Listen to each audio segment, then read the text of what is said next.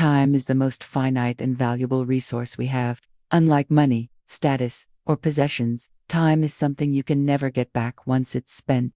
You can lose all your money and earn it again, but every second that passes is gone forever. That's why one of the most important life lessons is learning to protect your time. Like it's gold, many people don't realize the importance of time until they've wasted too much of it. We often say yes too quickly to distractions, unnecessary obligations, toxic people, or tasks that don't align with our goals. Over time, these small yeses add up and quietly steal away our hours, days, and even years. When you begin to treat time as a precious commodity, your life changes. You stop giving it away so easily. You begin to say no more, often not out of arrogance, but out of respect for yourself and your priorities. Saying no becomes a powerful tool for creating space for the things that matter: your health, your dreams, your family, your peace of mind. Protecting your time means becoming intentional. It's about looking at your calendar and asking, does this reflect the life I want to live?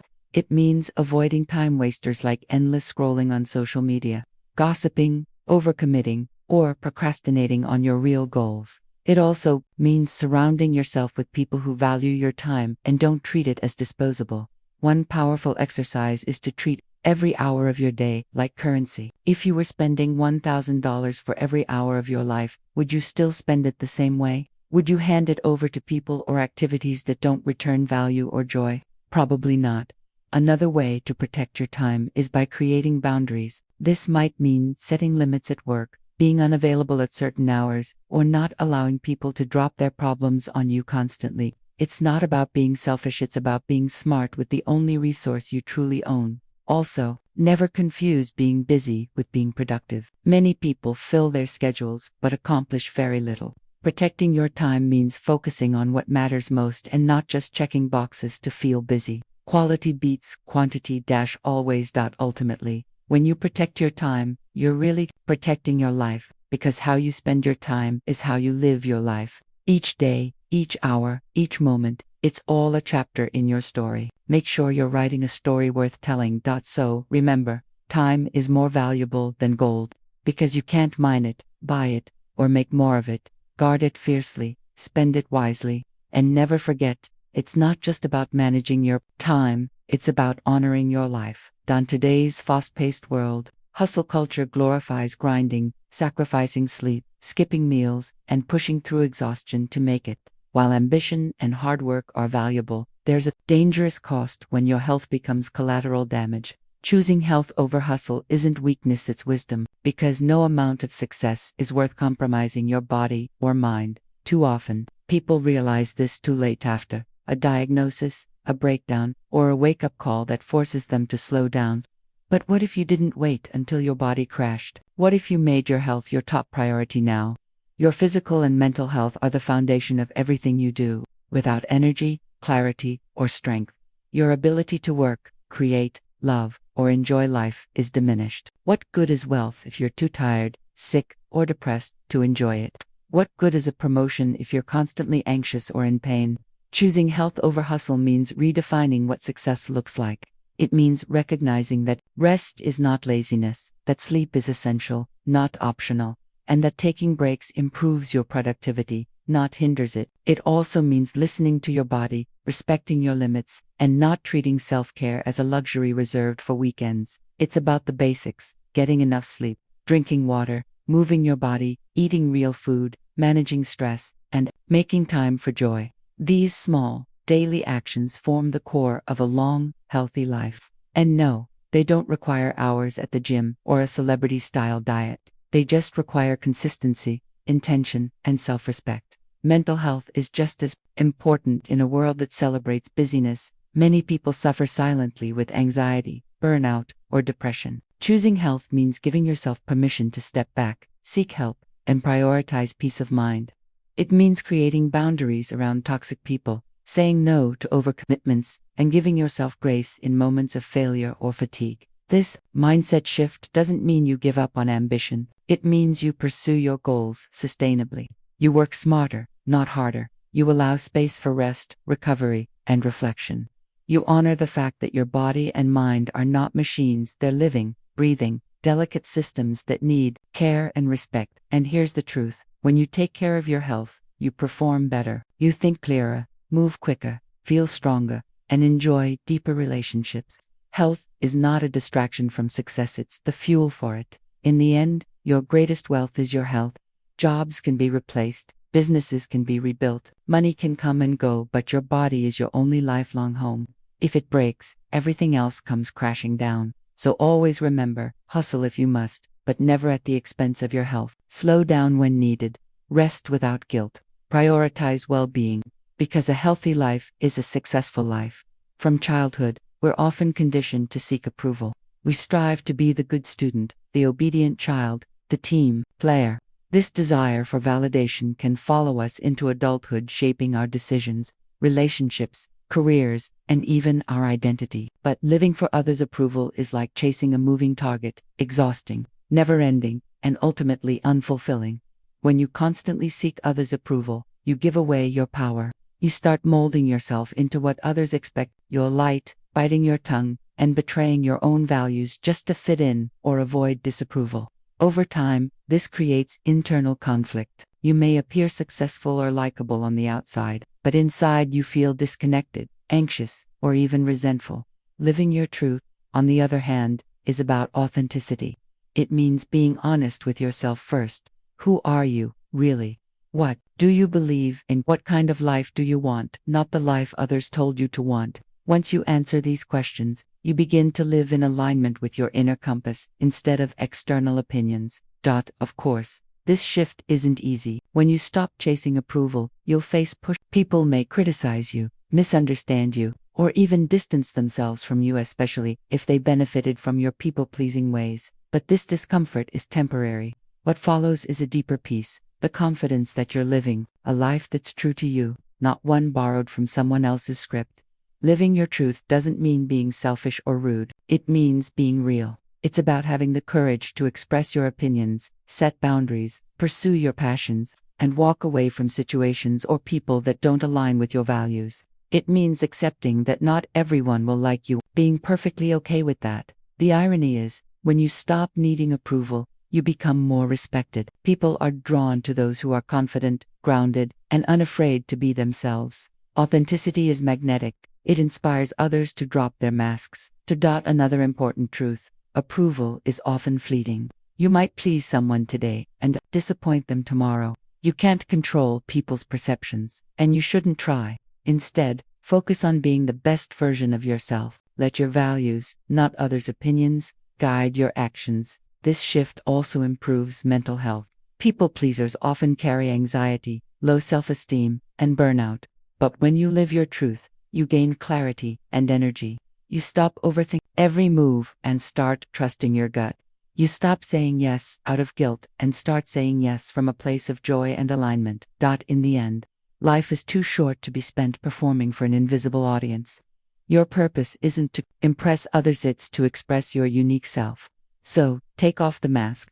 Let go of the need to be liked. Speak your truth, walk your path, and let your life be a reflection of your heart, not their expectations. One of the hardest yet most liberating lessons in life is learning to let go of toxic people without guilt, apology, or whether it's a manipulative friend, an emotionally draining family member, or a partner who constantly belittles you. Holding on to toxic relationships can quietly destroy your happiness, self-worth, and mental health. Toxic people don't always come with warning labels. Often, they start as friends or loved ones, and the negativity creeps in slowly. They may guilt trip you, gaslight you, undermine your confidence, or make everything about themselves. Over time, you feel more anxious, exhausted, and unsure of yourself after interacting with them. That's not love or friendship. That's emotional erosion. Many people struggle to walk away because of guilt, but they're family. But we've known each other for years. But I don't want to seem heartless. These thoughts keep you trapped in a cycle of emotional debt, where you're constantly giving and receiving nothing but stress, drama, or criticism in return. Here's the truth: you don't owe anyone access to your life just because of shared history, bloodlines, or old memories. Loyalty becomes toxic when it costs you your peace, your mental clarity, or your self-respect. Setting boundaries or even cutting ties is not cruel. It's an act of self-care and self-preservation. Letting go doesn't mean you hate them. It means you've recognized that no one escapes pain in life, whether it comes through heartbreak, failure, betrayal, illness, or loss. Pain is a universal experience. But while pain is inevitable, suffering without growth is optional. The people who truly evolve, mature, and become wiser are not the ones who avoid pain but the ones who learn from it. Pain often feels unfair. It disrupts your plans, shakes your sense of safety, and forces you to face truths you'd rather ignore. But hidden in that pain is a powerful opportunity, the chance to reflect, to ask deeper questions, and to transform. Pain is a mirror, shows you where you are, and who you might become if you're brave enough to lean in and listen.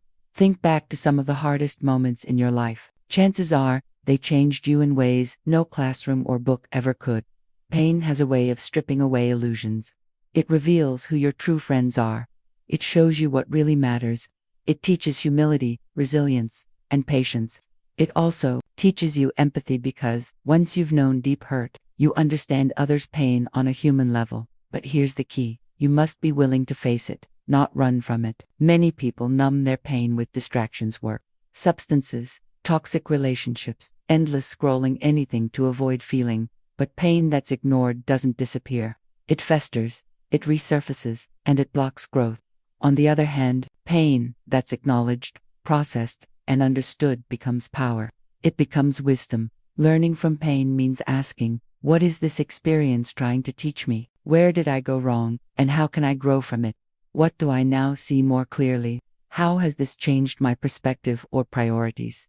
These are not easy questions, but they lead to deeper healing and a stronger, more aware version of yourself. Pain also teaches gratitude. Often, you don't appreciate health until you're sick, or good relationships until you've been hurt. You don't value peace until you've lived through chaos. Pain sharpens your sense of appreciation for the ordinary, the calm, the joyful moments you once took for granted. It's also important to remember that not all pain is a sign of failure. Sometimes, pain is a signal that you're growing. Just like sore muscles after exercise, emotional discomfort can mean you're stretching beyond old limits. Don't fear it, respect it. In the end, pain is a profound teacher. Its lessons are rarely easy, but always necessary. If you allow it, pain will not break you, it will reshape you. It will deepen your character, refine your purpose, and make you stronger, wiser, and more grounded. So don't waste your pain. Don't hide from it or resent it. Lean into it. Learn from it. Let it grow you.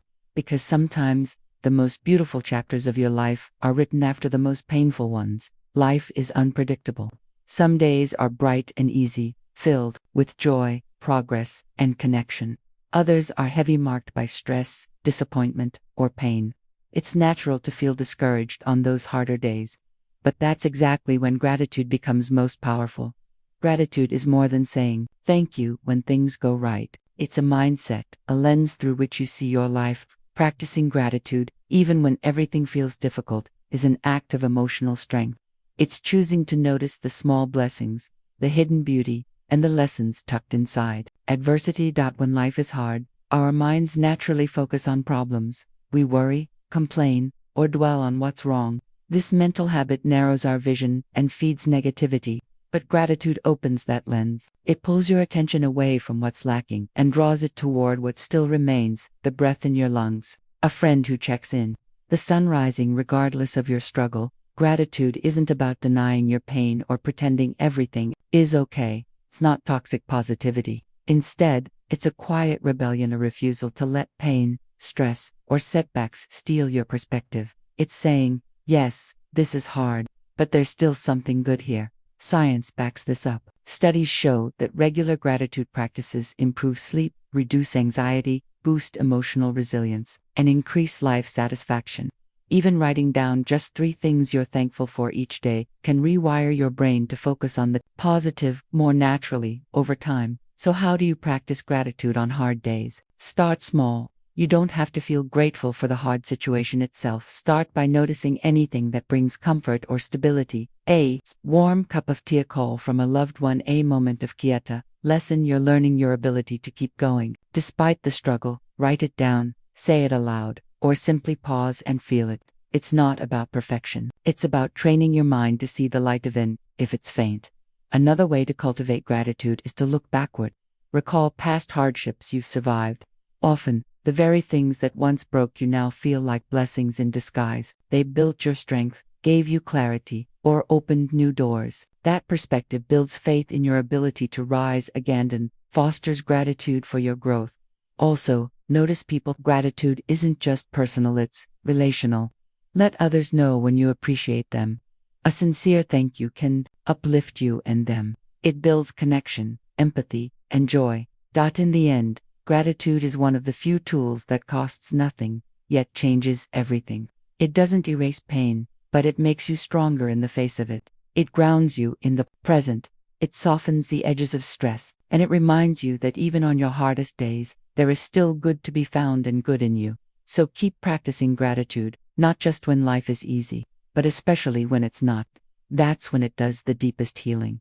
One of the most empowering life lessons you can learn is how to say no, clearly, firmly, and without explanation. In a world that constantly demands your time, energy, and attention, your ability to say no isn't just a skill, it's a form of self-respect. Too often, people feel guilty about saying no.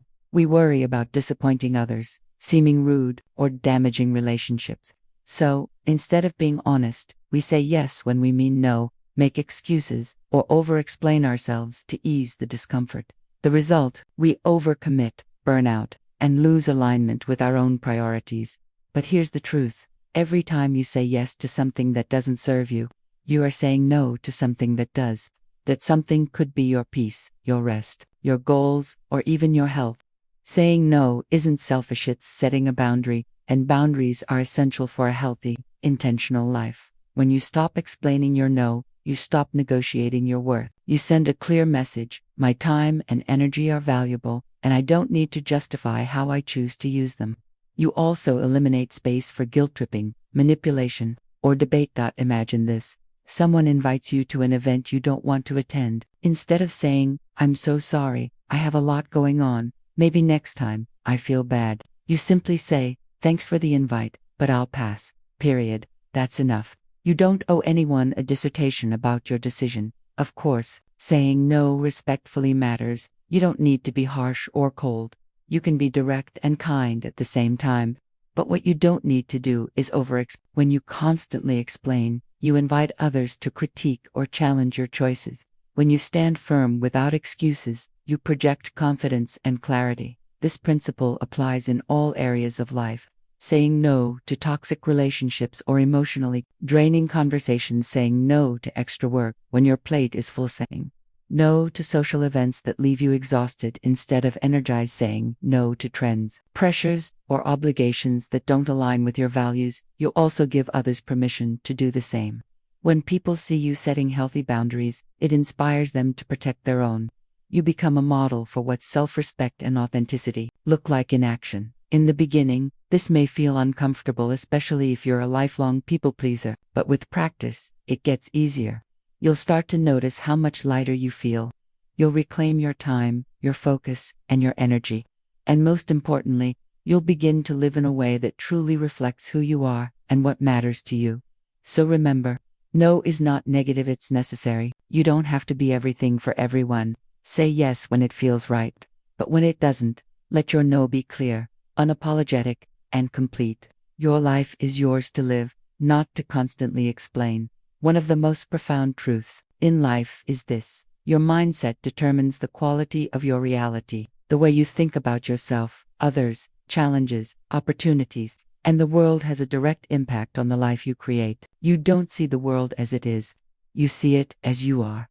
Mindset isn't just a trendy word. It's the mental filter through which every experience is processed. If your mindset is rooted in fear, scarcity, or self-doubt, you'll interpret even neutral situations negatively. But if your mindset is grounded in growth, hope, and self-belief, you'll find meaning, possibility, and solutions even in adversity. There are generally two types of mindset: fixed and growth. A fixed mindset believes that your abilities, intelligence, and potential are static. You either have it or you don't. Failure is seen as proof you're not good enough.